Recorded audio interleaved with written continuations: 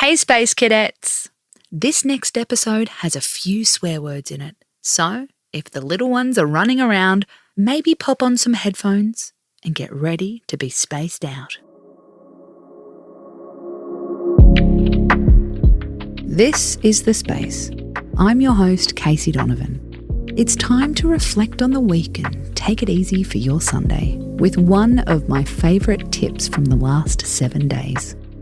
So, relax, get comfy, and let's do this. We've got a question for you. What are you feeling guilty about right now? We know you've got something on your G list, the guilt list. You know the one. The list where we keep a running commentary in our head of everything we're not doing and everything we're failing at. If you're a parent, it's probably deep. Do any of these sound familiar? I wasn't patient enough today. I wasn't calm enough. I forgot to pack the favourite toy. I can't make them brush their teeth. They're going to get cavities. Fuck that, they're all going to end up in therapy. I don't know what I'm doing. It's not only parents who feel this guilt. We're all walking around shoulding over ourselves. I should have gone to the gym. I should have called my parents. I shouldn't have eaten Macca's. I shouldn't have yelled at my partner. Do you ever find you're getting too comfortable with guilt? We get so comfortable guilting ourselves that we don't even feel it. So we end up searching for more stuff to feel guilty about. Okay, I did go to the gym, but I didn't go for very long. All right, I had a salad for lunch, but I put a lot of dressing on there.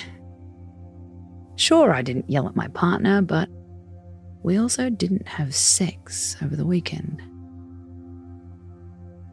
So I wrote a report over the weekend, but that means I didn't hang out with my mates, and now I'm the worst friend ever. Do you see where we're going with this?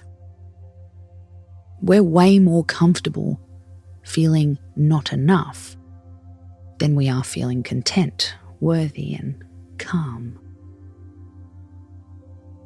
How can we tell our guilt list to politely go and fuck itself? Step 1 is to have realistic expectations. You don't have to flip the switch from self-loathe to self-love straight away. You've put a lot of effort into practicing self-criticism, so those thoughts aren't going to change overnight.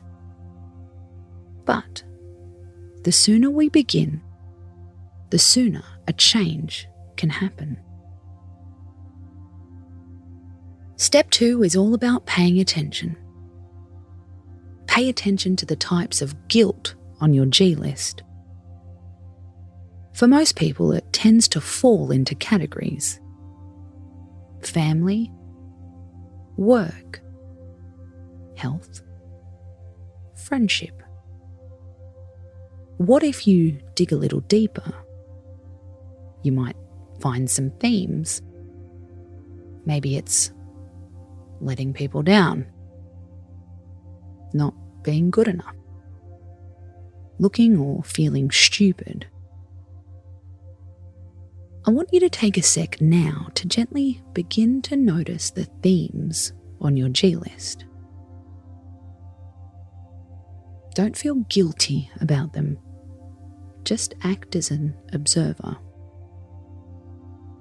Think of your G list and notice if there's a pattern.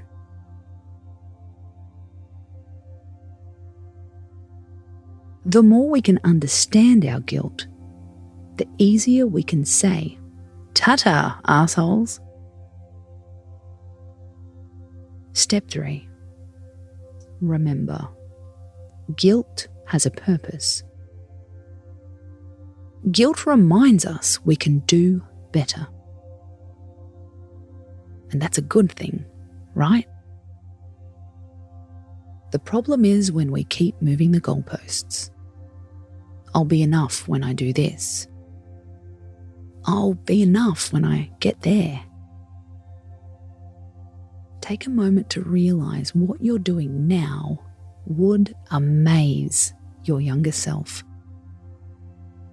We also don't see everything we're already achieving.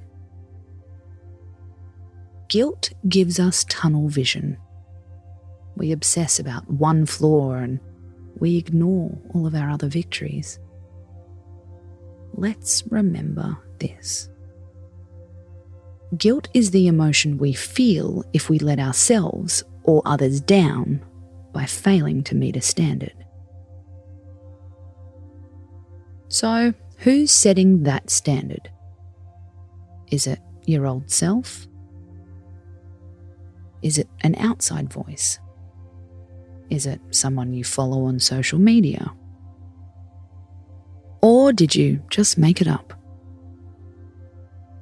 What if you tore up the rules?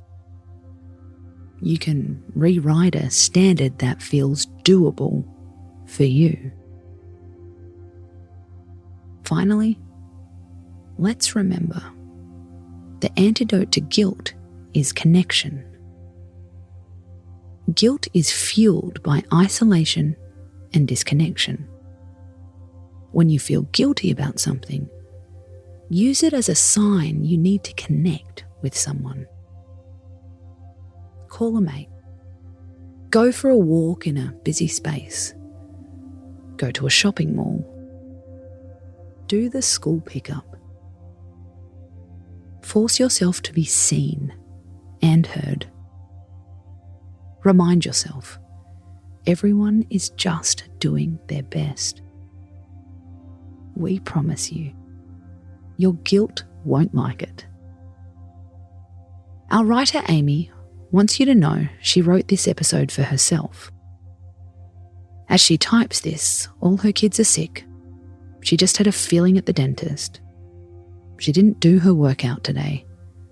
She also had a stupid argument with her husband. Right now, her G-list is long. But sharing it with you has helped. Because connection. This is our call to action to you.